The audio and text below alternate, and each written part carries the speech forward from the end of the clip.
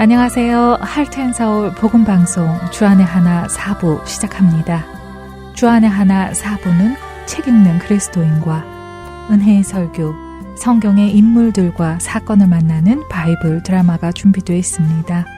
먼저 책 읽는 그리스도인으로 이어집니다.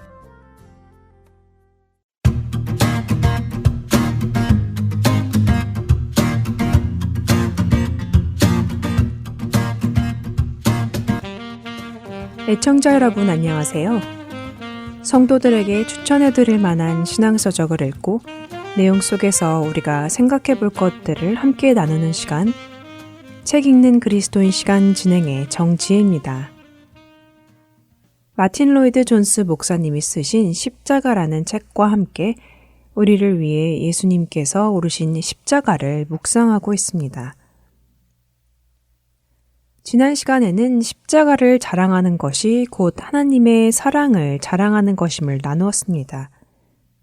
하나님은 우리처럼 자격 없는 자, 주님을 거부하고 미워하던 자들을 먼저 사랑해 주셨습니다. 이 특별하고 놀라운 사랑을 자랑하는 것이 곧 십자가를 자랑하는 것이지요. 여러분은 우리의 삶에서 일어나는 일들 중에서 우연이 있다고 생각하시나요?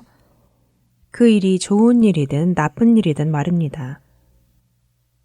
우리의 인생의 많은 사건들과 결정들이 우연하게 우리의 계획과 상관없이 생긴다고 생각할 수도 있습니다. 하지만 우리가 성경을 자세히 들여다보면 사실 우리의 삶에서 우연처럼 보이는 것도 하나님의 섭리 안에서 의미를 가지고 있음을 알게 되지요.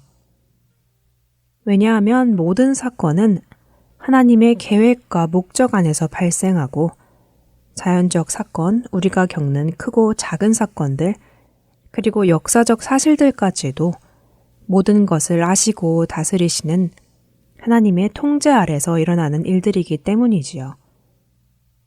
하나님의 섭리 안에 있는 우리의 인생은 하나님의 계획 속에 들어가 있고 하나님은 우연으로 보이는 그 사건들도 하나님의 목적과 영광을 위해 사용하십니다.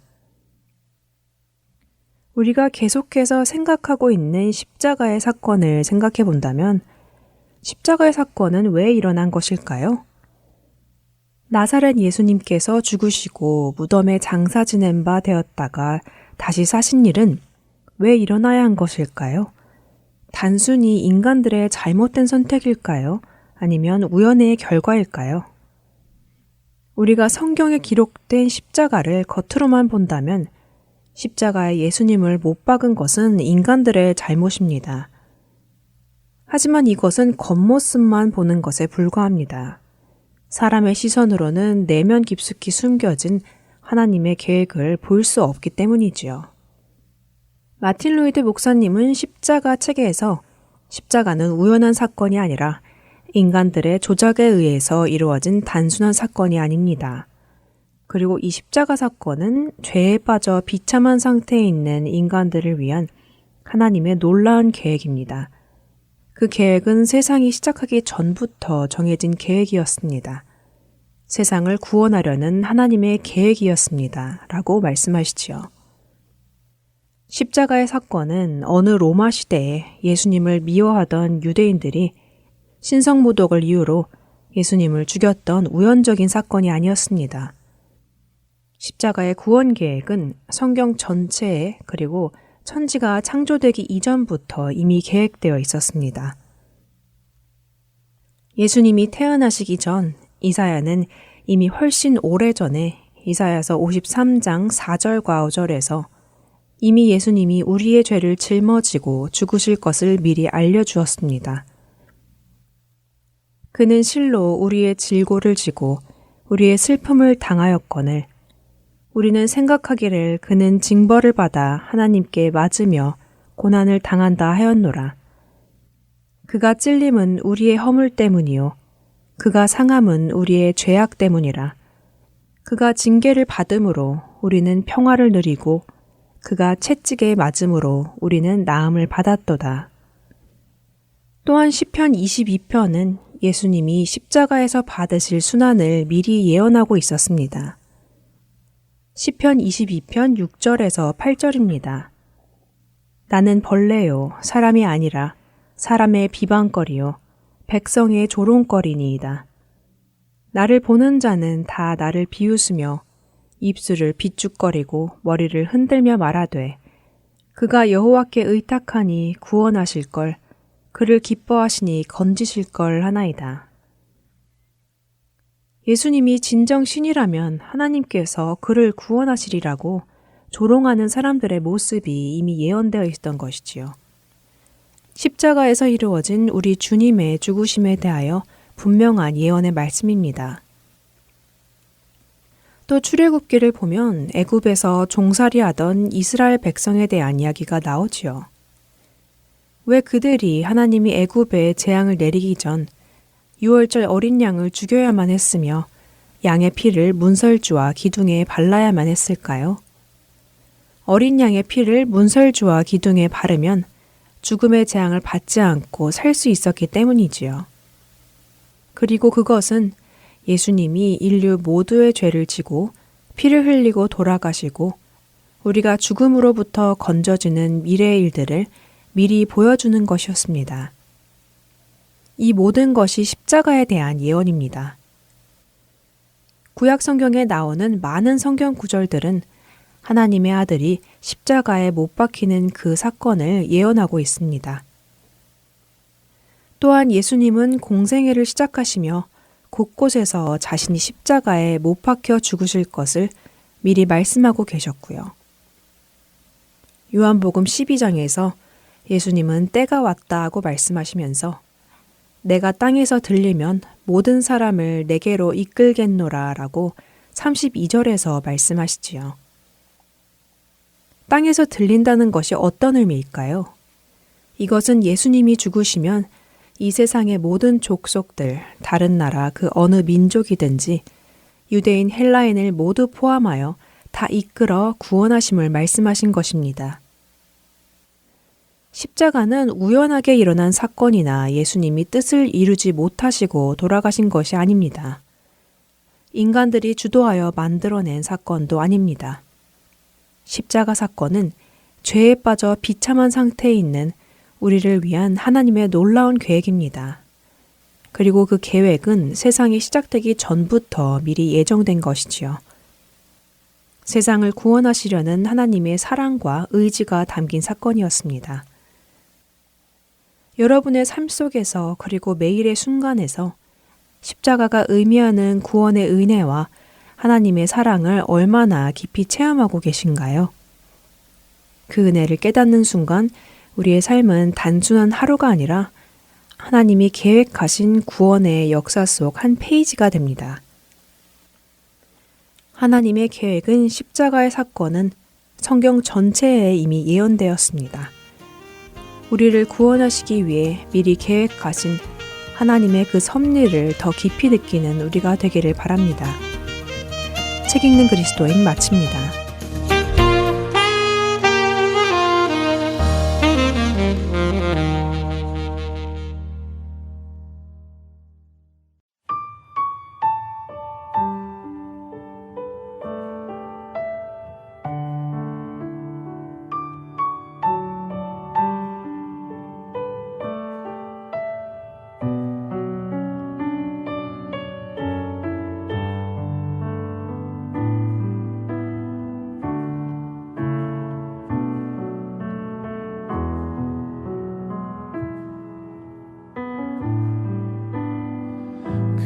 크신 하나님의 사랑 말로 다 형용 못하네. 저 높고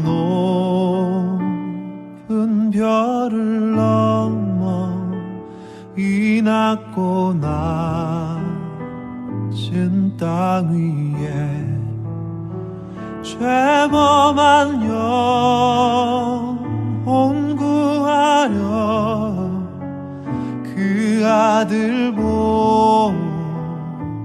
보내사 화목제물 삼으시고 죄 용서하셨네.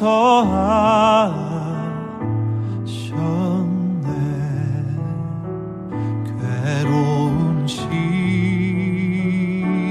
지나가고 땅 위에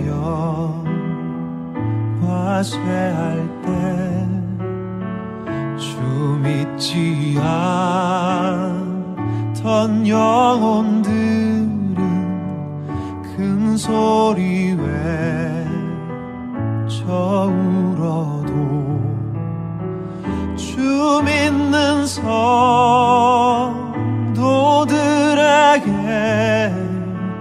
큰 사랑 베푸사 우리의 죄 사했으니 그네 잊을까. 하나님 크신 사랑은 증량 다 못하네.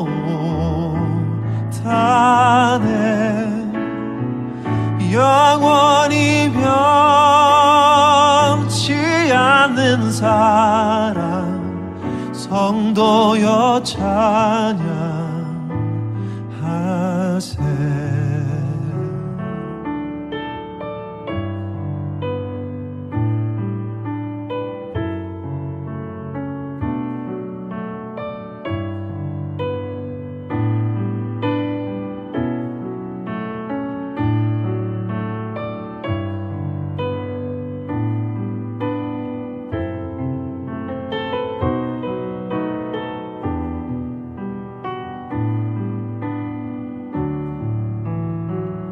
하늘을 두루마리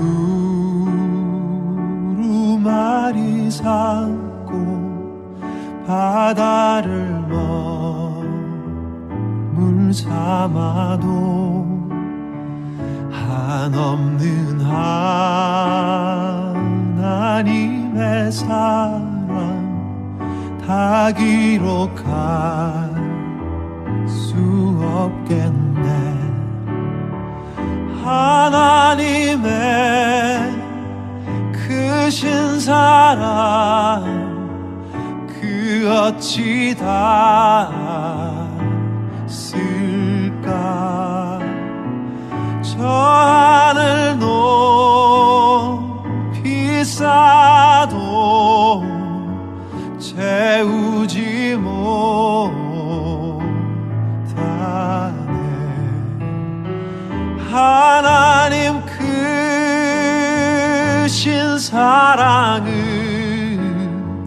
증량 다 못하네.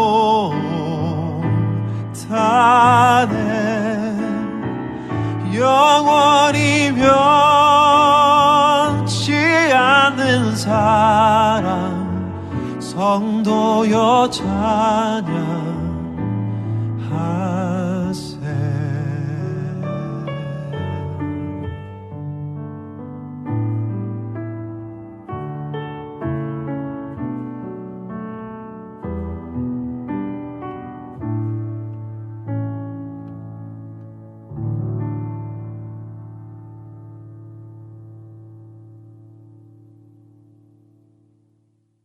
은혜의 설교로 이어집니다. 오늘은 휴스턴 갈보리 침례교회 두지철 목사님께서 에스라서 8장 21절에서 36절을 본문으로 믿음의 여정을 준비하라 라는 제목의 말씀 전해 주십니다. 은혜의 시간 되시길 바랍니다. 에스라 8장 21절로 36절입니다. 그때에 내가 아하와 강가에서 금식을 선포하고 우리 하나님 앞에서 스스로 겸비하여 우리와 우리 어린아이와 모든 소유를 위하여 평탄한 길을 그에게 간구하였으니 이는 우리가 전에 왕에게 아뢰기를 우리 하나님의 손은 자기를 찾는 모든 자에게 선을 베푸시고 자기를 배반하는 모든 자에게는 권능과 진노를 내리신다 하였으므로 길에서 적군을 막고 우리를 도울 보병과 마병을 왕에게 구하기를 부끄러워하였음이라. 그러므로 우리가 이를 위하여 금식하며 우리 하나님께 간구하였더니 그의 응낙하심을 입었느니라. 그때에 내가 제사장의 우두머리들 중 12명, 곧 세레랴와 하사랴와 그의 형제 10명을 따로 세우고 그들에게 왕과 모사들과 방백들과 또 그곳에 있는 이스라엘 무리가 우리 하나님의 성전을 위하여 드린 은과 금과 그릇들을 달아서 주었으니 내가 달아서 그들 손에 준 것은 은이 650달란트요 은그릇이 100달란트요 금이 100달란트며 또 금잔이 20개라. 그 무게는 1000다리기요 또 아름답고 빛나 금같이 보배로운 녹그릇이 2개라. 내가 그들에게 이르되 너희는 여호와께 거룩한 자요 이 그릇들도 거룩하고 그 은과 금은 너희 조상들의 하나님 여호와께 즐거이 드린 예물이니 너희는 예루살렘 여호와의 성전 골방에 이르러 제사장들과 레위 사람의 우두머리들과 이스라엘의 족장들 앞에서 이 그릇을 달기까지 삼가 지키라. 이에 제사장들과 레위 사람들이 은과 금과 그릇을 예루살렘 우리 하나님의 성전으로 가져가려 하여 그 무게대로 받으니라. 첫째 달 12일에 우리가 아하와 강을 떠나 예루살렘으로 갈새 우리 하나님의 손이 우리를 도우사 대적과 길에 매복한 자의 손에서 건지신지라. 이에 예루살렘에 이르러 거기서 3일간 머물고 제4일에 우리 하나님의 성전에서 은과 금과 그릇을 달아서 제사장 우리아의 아들 무레못의 손에 넘기니 비느하스의 아들 엘르아살과 레위 사람 예수아의 아들 요사밧과 빈누의 아들 노아디아가 함께 있어 모든 것을 다 세고 달아보고 그 무게의 총량을 그때에 기록하였느니라. 사로잡혔던 자의 자손 곧 이방에서 돌아온 자들이 이스라엘의 하나님께 번제를 드렸는데 이스라엘 전체를 위한 수송아지가 12마리요 또 순양이 96마리요 어린 양이 77마리요 또 속죄제의 순념소가 12마리니 모두 여호와께 드린 번제물이라. 무리가 또 왕의 주서를 왕의 총독들과 유브라데강 건너편 총독들에게 넘겨주매 그들이 백성과 하나님의 성전을 도왔느니라. 예루살렘으로의 복귀는 총 3차례에 걸쳐서 이루어집니다. 첫 번째는 수룹바벨이 주도해서 이루어진 첫 번째 귀환이 있고 두 번째는 에스라가 주도적으로 이루어지는 두 번째 귀환이 있습니다. 그리고 세 번째는 느헤미야가 주도해서 이루어지는 세 번째 귀환이 있습니다. 저희가 지금은 두 번째 귀환을 다루고 있습니다. 사실 예루살렘으로의 귀환, 이 이주는 결코 쉬운 일이 아닙니다. 저희가 본문에서 살펴보았지만 사실 바벨론에서 예루살렘까지의 거리가 4개월이 걸리는 아주 긴 여정입니다. 그 길이 평탄하게 깔려있는 그런 길도 아니고 곳곳에 위험이 상존했던 그런 곳이기 때문에 이 거리를 많은 사람들과 함께 건넌다는 것은 그렇게 쉬운 일은 아닙니다. 그래서 에스라에게 있어서 두 가지 두려움이 있었는데 첫 번째는 자신과 함께한 이 수많은 사람들의 생명을 유지시키는 것입니다.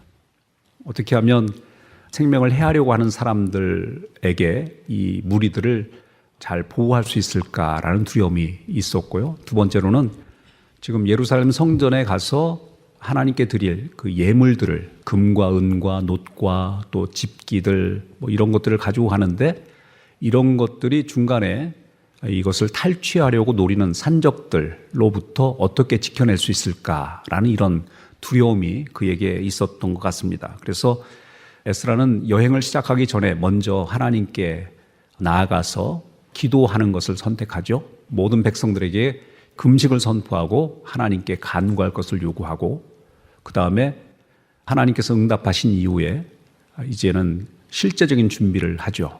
가지고 간 모든 것들을 제사장과 레위 사람들에게 나누어 주고 그것들을 최선을 다해서 잘 지키고 또 행할 것을 말씀하고 그리고 나중에 4개월이 지난 다음에 예루살렘에 도착한 다음에 3일 동안을 쉬었다가 하나님께 이 모든 것들을 다시 회복시키고 또 하나님 앞에 번제와 속죄제를 드리는 제사를 이렇게 드립니다. 그리고 마지막에는 이제 왕으로부터 받은 그런 서류를 당시의 어떤 관리들에게 보여주어서 이 성전 회복 운동이 잘 이루어질 수 있도록 하는 조치를 취하는 그런 내용이 오늘 본문 가운데 등장합니다. 오늘 이 말씀을 통해서 저희는 이제 공동체의 중요성, 그리고 하나님께 의존하는 삶, 준비의 중요성, 또 하나님의 인도하심을 신뢰하는 믿음, 그리고 태도, 또 감사하는 삶의 중요성을 저희가 함께 살펴볼 수 있다라고 저는 믿습니다. 여러분, 우리의 삶이 사실 믿음의 여정 아니겠습니까? 근데 믿음의 여정도 쉽지는 않습니다. 그래서 우리가 이것들을 잘 준비하고 또 바른 자세와 태도로 하나님께 나아갈 때 우리의 믿음의 여정에서 승리할 수 있게 된다고 저는 믿습니다. 오늘 이 말씀을 통해서 우리가 어떤 자세로 준비하고 어떤 자세로 그 길을 걸어가야 할지를 함께 배우는 그런 시간이 되었으면 좋겠습니다. 먼저 21절 말씀에 보니까 그때 내가 아와 강가에서 금식을 선포하고 우리 하나님 앞에서 스스로 겸비하여 우리와 우리 어린 아이와 모든 소유를 위하여 평탄한 길을 그에게 간구하였으니 라고 표현하고 있습니다. 길을 떠나기 전에 에스라가 한 일은 무엇입니까? 금식을 선포했다고 했습니다.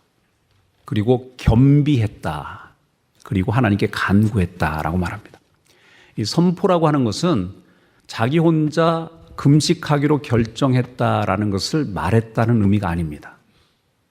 함께 동참하는 모든 사람들이 금식에 참여할 것을 요청했다라는 그런 의미입니다. 참 아이러니하죠. 사실은 이제 4개월이라는 긴 장정을 걸어가야 할 사람들에게 필요한 것이 무엇이겠습니까? 육체적인 강건함입니다. 그런데 금식하는 건 뭐예요? 힘을 빼는 겁니다. 어떤 의미에서는 기력을 잃어버릴 수 있는 그런 금식이었습니다. 그런데 금식을 요구했다. 이와 비슷한 일들이 많이 일어나죠. 사실은 가나안 땅을 정복하기 바로 전에 이스라엘이 한 일이 뭡니까? 6월절을 지키고 할례를 행한 것이었어요. 할례를 행하면 행동 거지가 힘들어지기 때문에 이 정복 전쟁에 있어서 아주 굉장히 치명적인 약점이 될 수 있습니다. 그런데 할례를 행했대요. 하나님은 거꾸로 우리에게 요구하시는 것 같아요. 힘이 필요한데 힘을 빼라고 하고요.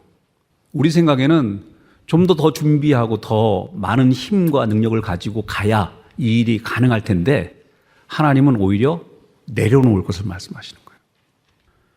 신앙생활 하면서 우리가 많은 것을 가지고 좀 준비해서 하고 싶은데 하나님은 우리에게 요구하시는 게 뭐냐면 먼저 내 자신을 낮추래요. 마음의 가난을 요구하시는 거예요. 힘을 빼라고 하십니다. 이게 지금 금식의 의미입니다.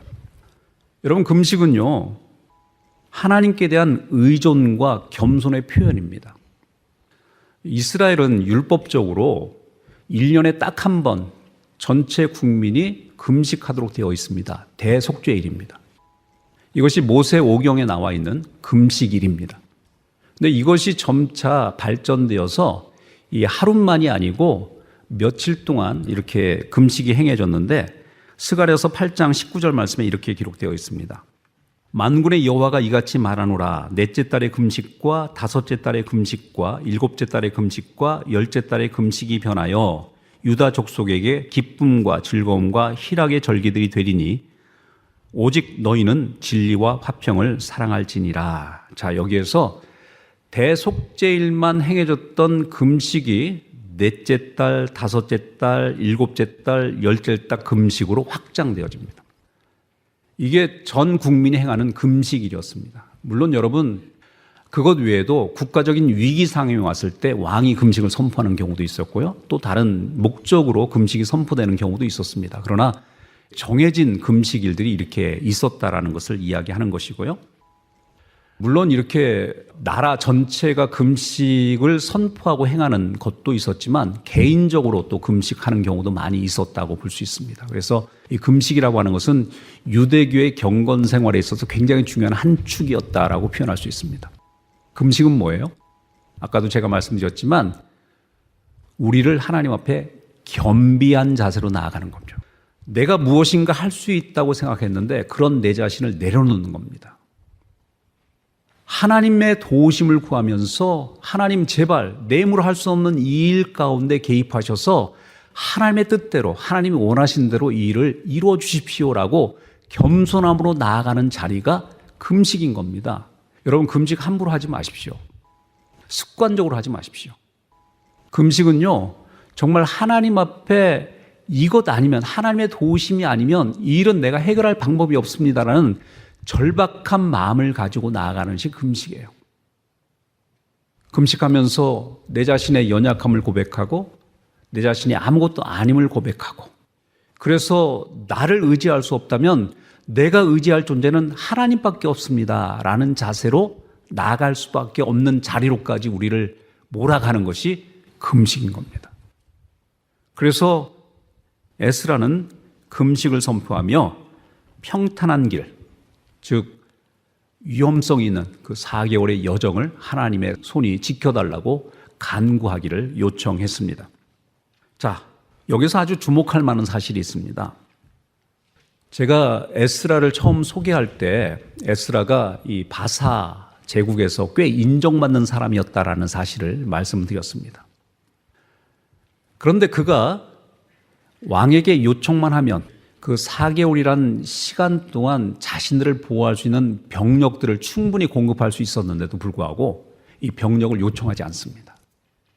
22절 말씀 보면 그 병력을 요청하지 않은 이유를 여기서 이렇게 설명하고 있습니다. 이는 우리가 전에 왕에게 아뢰기를 우리 하나님의 손은 자기를 찾는 모든 자에게 선을 베푸시고 자기를 배반하는 모든 자에게는 권능과 진노를 내리신다 하였으므로 길에서 적군을 막고 우리를 도울 보병과 마병을 왕에게 구하기를 부끄러워하였습니다.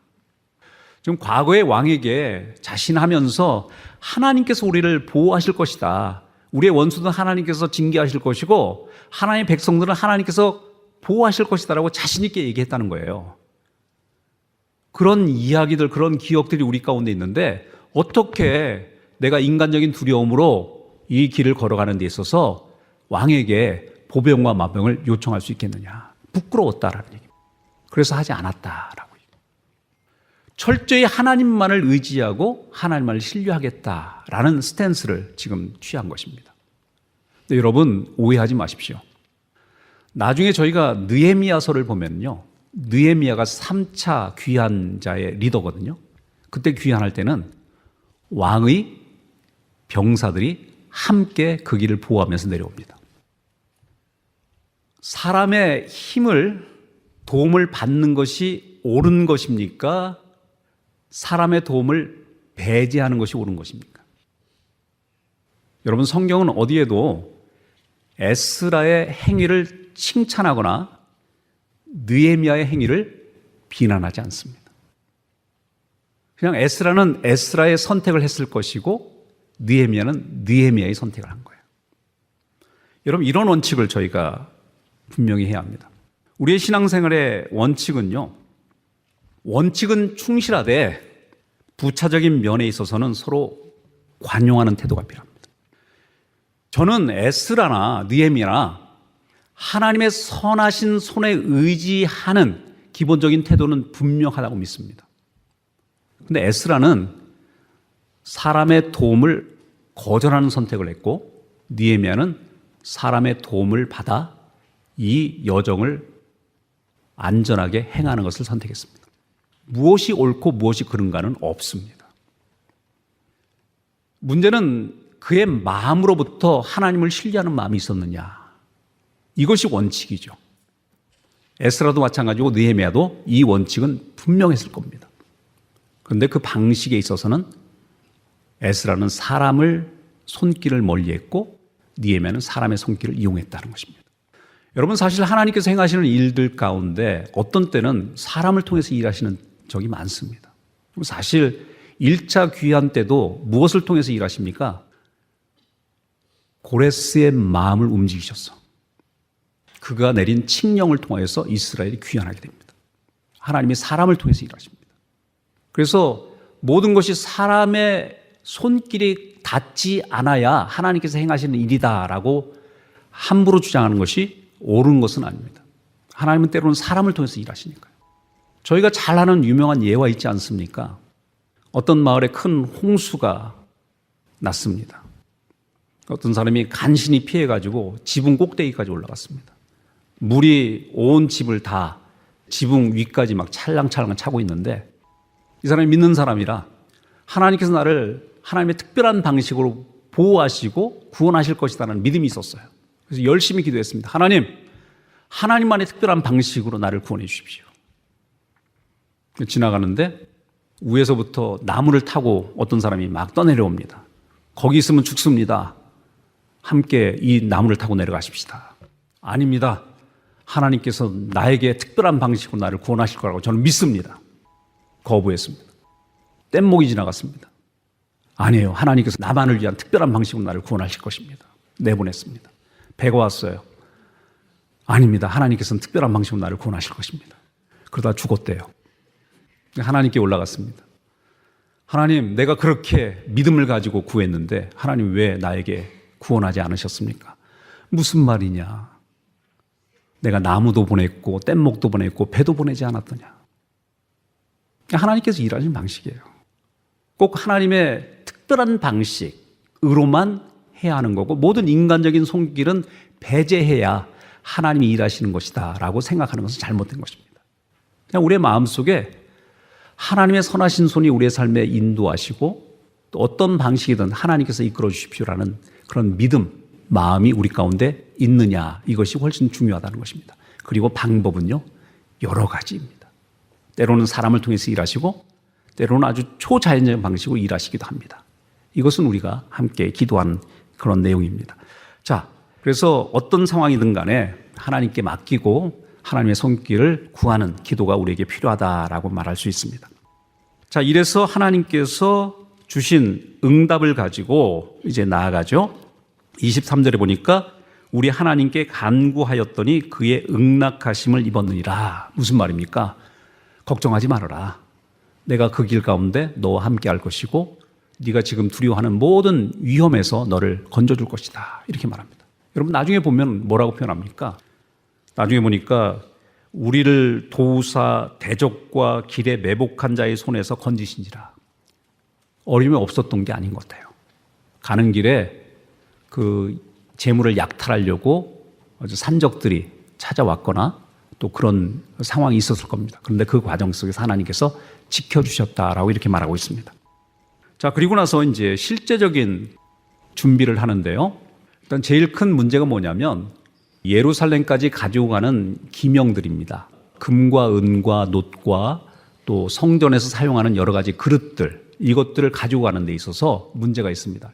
워낙 분량도 많고 굉장히 고가의 그런 물품이기 때문에 이것들이 중간에 행여 소실되지 않을까라는 위험도 있었습니다. 그래서 어떻게 하느냐면 제사장들과 레위 사람들을 여기 세웁니다. 여러분 이것이 율법에 합당한 방식입니다. 예전에 하나님의 법궤를 옮기다가 법궤가 수레에서 떨어질 것 같으니까 손을 댔다가 죽은 웃사라는 사람 여러분 기억하십니까? 하나님께서 율법으로 무엇을 말씀하셨냐면 하나님께 바쳐지는 하나님께 사용되어지는 그릇들, 성기들은 하나님께서 일반 사람이 아니라 제사장, 레위 사람들만 만지도록 하셨습니다. 그래서 여기서 제사장의 우두머리 12명, 그리고 여기서는 세레바와 하사바와 그의 형제 10명이라고 표현했는데 세레비아와 하사비아가 레위 사람입니다. 그래서 그 사람과 10명, 그래서 12명, 제사장 12, 레위 사람 12 이렇게 해서 함께 합력해서 이 성전 집기들을 운반하도록 했습니다. 그런데 이것들을 나눠줄 때 어떻게 했냐면 각각의 무게를 다 달았다라고 표현하고 있고 그것들을 다 기록했다라고 표현했습니다. 그리고 나중에 예루살렘에 도착한 다음에 그들이 행한 것은 무엇이냐면 그들에게 다시 받아서 그것들의 무게를 다시 재고 또 그 받은 내용들을 다 기록했다라고 표현하고 있습니다.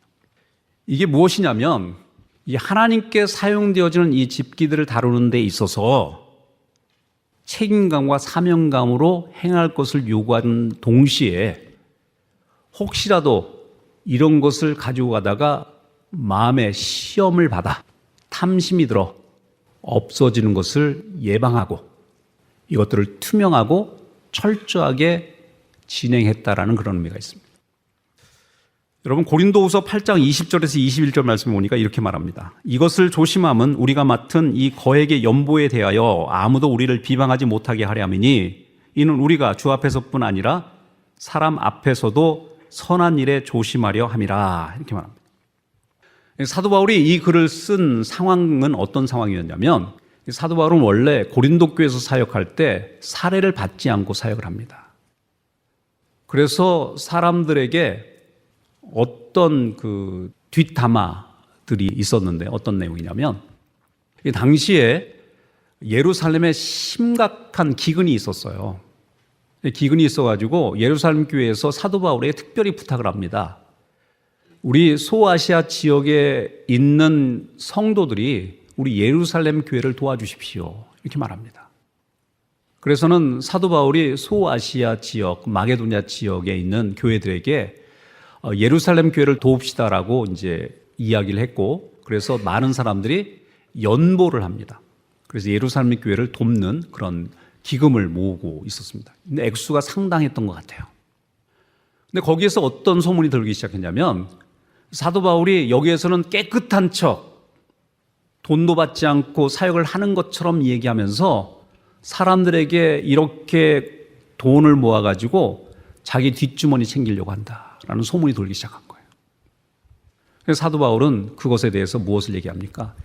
지금 예루살렘으로에 가져가는 이 공금이 정말 투명하고 깨끗하게 전달되었다는 것을 보증받기 위하여서 지금 거액의 연보에 대해서 아무도 비방하지 못하도록 여러 사람을 세워 이 일에 합력하도록 합니다. 이게 굉장히 중요한 것 같아요. 하나님의 손에 맡기고 하나님의 인도하심을 구하는 것도 중요합니다. 하나님께서 행하실 것입니다. 그런데 인간 편에서요, 이 일이 혹시라도 사단의 어떤 틈타지 못하도록, 사단이 틈타지 못하도록 철저하고 조심성 있게 이 일을 다루는 것도 굉장히 중요합니다. 여러분, 돈은 앞에서는요, 장사 없습니다. 인간의 마음속에 탐심이 들어가면요, 아주 사소한 것에서부터 무너지기 시작하고 그것 때문에 온 전체가 무너지는 경우들이 얼마나 많은지 모릅니다.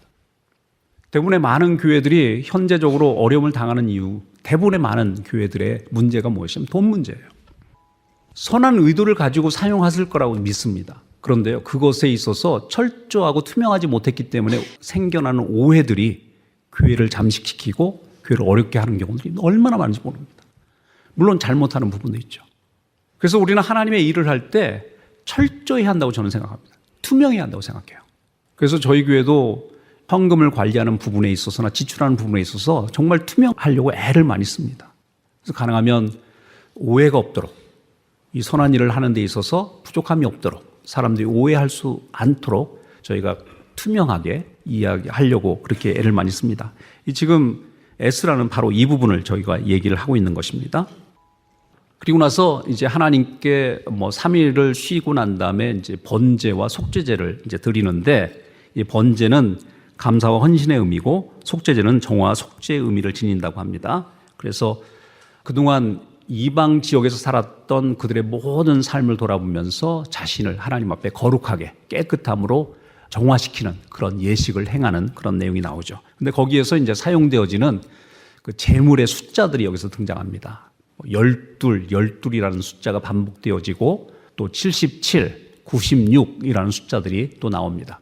77이라는 숫자는 일단 많다라는 얘기입니다. 기본적으로 7, 두 7이 반복되면서 7은 완전수이기도 하지만 충만하다라는 의미가 있거든요. 그래서 많다라는 그런 의미도 저희가 이해할 수 있고요. 96은 이제 12 곱하기 8이죠. 그래서 10이라는 숫자의 반복이라고 이해하시면 됩니다. 근데 10이라는 게 뭐예요?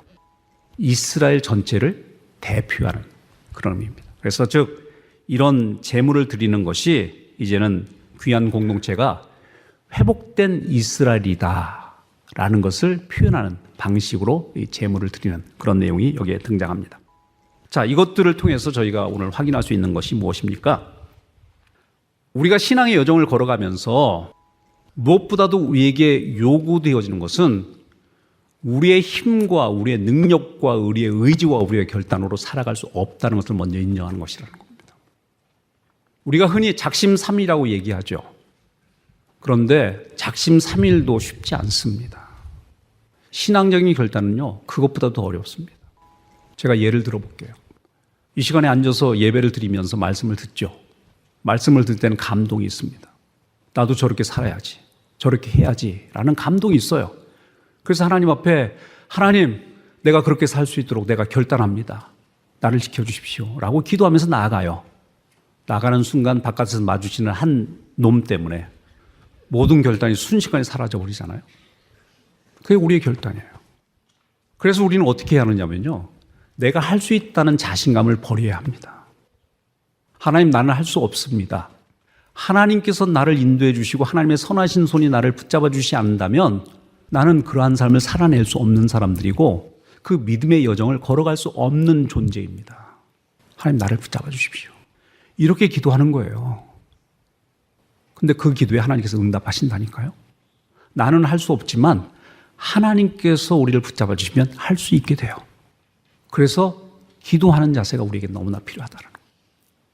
그리고 또 다른 것은 무엇이냐면 에스라가요, 사실은 준비를 다 했잖아요. 모든 재물도 다 모았고 또 사람도 모았고 제사를 회복하는 데 필요한 레위 사람들 다 모았어요. 다 모아놓고 한 일이 뭐예요? 하나님께 기도하는 거였어요. 하나님의 응답하심이 있기 전에는 떠나지 않았습니다. 이게 뭡니까? 하나님보다 앞서지 않는다는 것 아니겠습니까? 우리의 신앙생활은요, 하나님께서 앞서가시는 길에 따라가는 순종의 삶이 되어야 한다고 저는 믿습니다. 내가 하나님보다 앞서서는 안 돼요. 하나님이 가시는 길, 하나님 응답하시는 길, 하나님이 허락하시는 길에 겸손함으로 따라가는 자세, 이것이 우리의 신앙생활입니다. 저는 오늘 이 본문의 말씀을 통하여서 우리가 다시 한번 이 부분을 생각하길 원합니다. 먼저 하나님께 맡기십시오. 자신의 부족함을 내려놓으시고 또 하나님의 손에 온전히 의지하는 신앙의 자세로 주께 나아가십시오.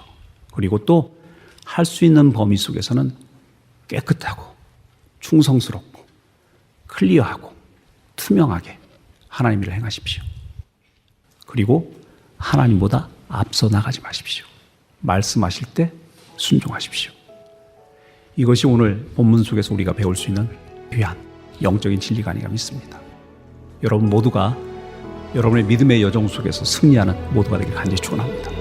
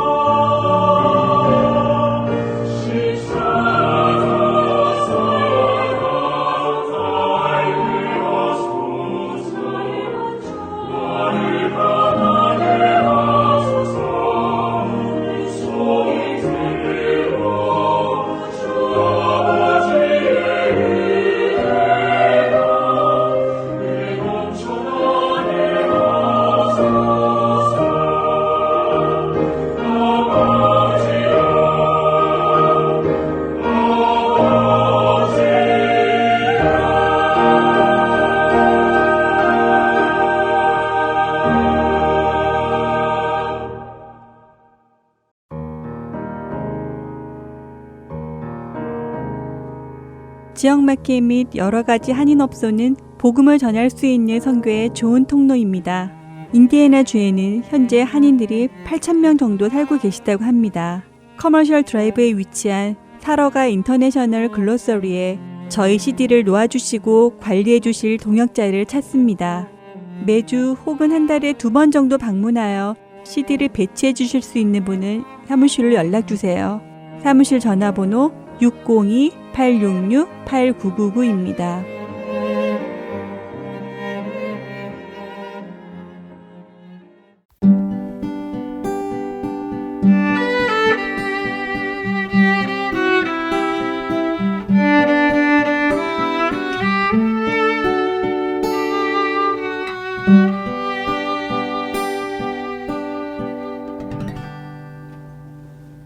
성경 속의 인물들과 사건을 만나는 바이블 드라마로 이어집니다.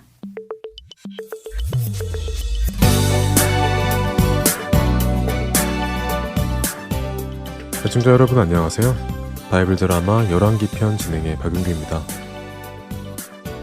나아만 장군이 나병을 고침받고 엘리사 선지자에게 예물을 드리려 했지만 엘리사 선지자는 받지 않았습니다. 오히려 그런 나아만 장군의 마음을 받고 그를 축복하며 보냈습니다.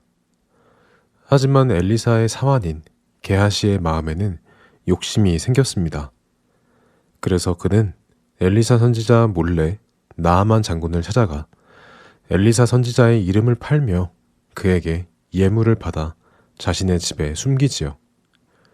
그러나 엘리사 선지자는 이미 그 사실을 알고 있었고 그렇게 욕심을 내며 하나님 나라의 일을 더럽힌 게하시에게 나아만 장군이 알았던 나병이 나타나며 게하시는 엘리사 선지자를 떠나게 됩니다. 한편 당시에는 아람 나라가 북이스라엘과 전쟁을 하고 있었습니다. 아람의 왕은 이스라엘 왕이 지나갈 만한 곳을 골라 매복했다가 이스라엘 왕을 죽일 계획을 꾸몄지요. 적을 이기기 위해서 가장 좋은 방법은 그 나라의 왕을 죽이는 것이다.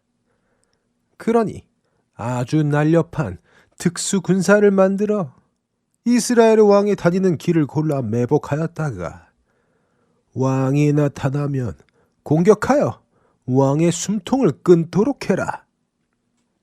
네, 역시 탁월하신 지략이십니다. 왕이시여. 즉시 군사를 조직하여 왕의 명령대로 하겠습니다. 아람 왕의 명령대로 아람 군대는 특수부대를 만들어 이스라엘 왕이 다니는 길에 매복을 시켰습니다. 그런데 그렇게 아람 군대가 매복을 하고 있는 곳을 하나님께서는 엘리사 선지자에게 알게 해주셨지요. 그래서 엘리사 선지자는 이스라엘 왕에게 사람을 보내 아람 군사가 어디에 있는지를 알려주며 그곳으로 지나지 말라고 전해줍니다. 그로 인해 이스라엘 왕은 매번 아람 군대의 매복을 피해갈 수 있었습니다. 아니 어떻게 된 거냐? 특수부대를 보낸 지가 벌써 얼마인데 아직도 이스라엘 왕을 잡았다는 소식이 없는 것이냐? 그게 아뢰옵기 황공하옵니다만 어찌된 일인지 저희가 매복한 그 장소를 마치 알기라도 하는 듯 한 번도 나타나지를 않았습니다. 여러 군대를 나누어 매복했는데도 불구하고 이스라엘 왕은 한 번도 저희가 매복한 곳에 나타나지를 않았습니다. 뭐라고? 이건 필시 우리 왕궁의 반역자가 이스라엘 왕과 내통하고 있음에 틀림없다. 도대체 그 놈이 누구냐? 당장 잡아내도록 해라. 그때 다른 장군이 아람 왕에게 말했습니다. 왕이시여, 노하지 말고 들으시옵소서. 저희 중에 반역자가 있어서 알려준 것이 아니라 듣기로 이스라엘에 엘리사라는 선지자가 있는데 그가 아주 능력이 있는 자라고 들었습니다. 제가 듣기로 그 엘리사라는 선지자는 왕께서 침실에서 하시는 비밀스러운 말까지도 모두 들을 수 있는 능력이 있다고 합니다. 그래서 그가 듣고 이스라엘의 왕에게 알려주는 것이라는 소문이 있습니다. 뭐야? 선지자? 엘리사라는 선지자가 있다고? 그렇다면 그 놈이 어디 있는지를 찾아서는 잡아오도록 해라. 그 놈이 없어지면 이스라엘 왕에게 우리가 어디에 매복해 있는지를 알려줄 자도 없지 않느냐? 못하느냐? 어서 가서 그 엘리사라는 놈을 잡아오도록 해라. 네, 그리하여 아람의 군대는 많은 말과 전차 그리고 군사를 준비하여 엘리사를 잡으러 출정합니다.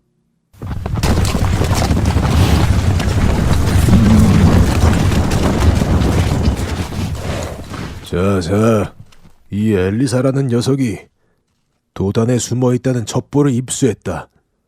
일단 우리 군사가 도단으로 가서 그 도단을 포위하고 기회를 봐서 엘리사를 치도록 하자. 아람의 막강한 군대는 그렇게 엘리사가 머물고 있는 도단을 향했습니다.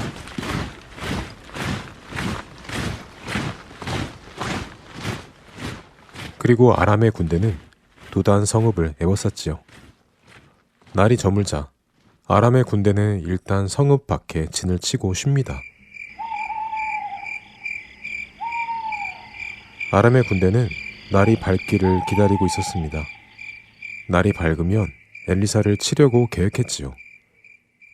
그런데 그 새벽에 엘리사의 사원 한 명이 밖을 나갔다가 아람의 군사와 말들 그리고 전차가 도단을 성읍을 에워싼 것을 보았습니다. 이런 큰일 났군. 사원은 급히 달려가 엘리사 선지자를 깨웁니다.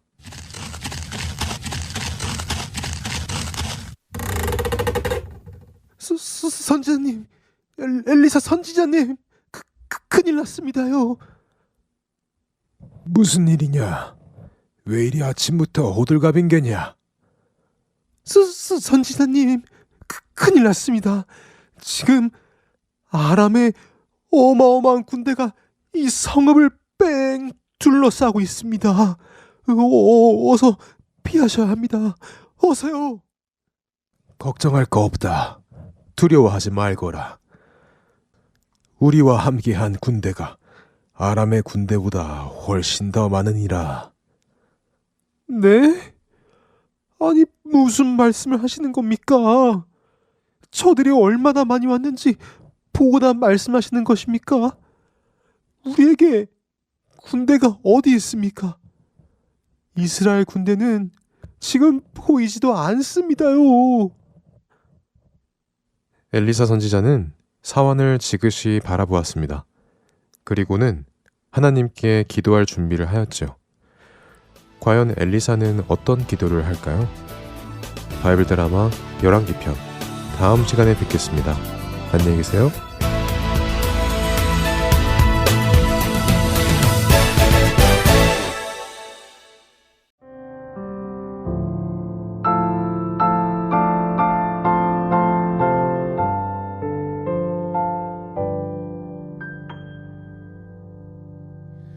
여호와는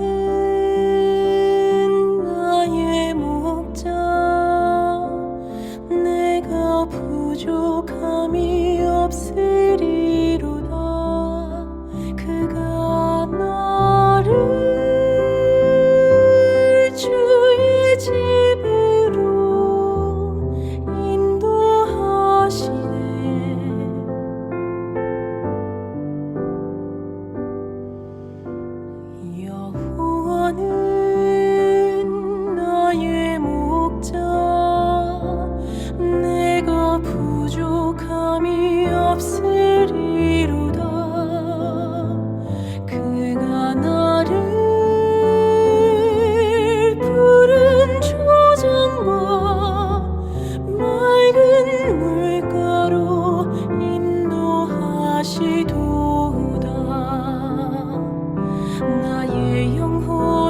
고생시키시고 의의 길로 인도하는도다. 사망의 골짜기로 내가 다닐지라도 주께서 나와 함께 계시니 두려움 없네. 주께서 내 원수의 목전에서 나를 위해 잔치를 베푸시고 내 머리에 기름을 바르시니 너의 전이 넘치나이다.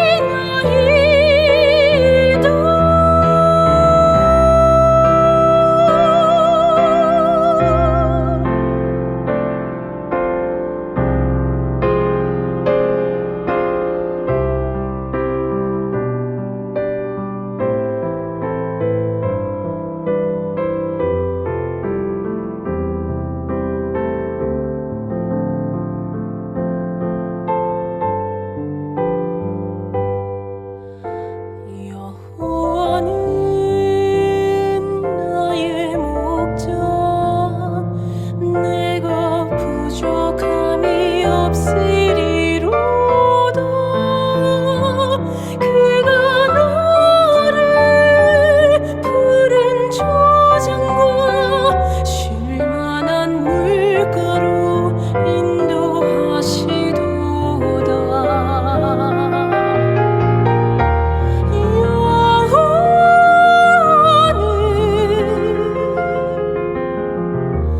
나의 목자, 그가 나를 푸른 초장에 누이시네.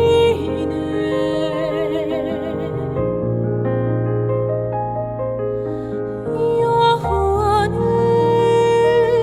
나의 목자, 내가 부족함이 없으리로다.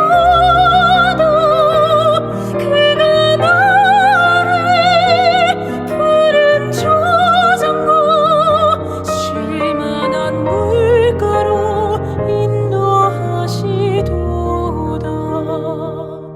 나의 평생에 선하심과 인자하심이 정녕 나를 따르리니 내가 여호와 집에서 영원히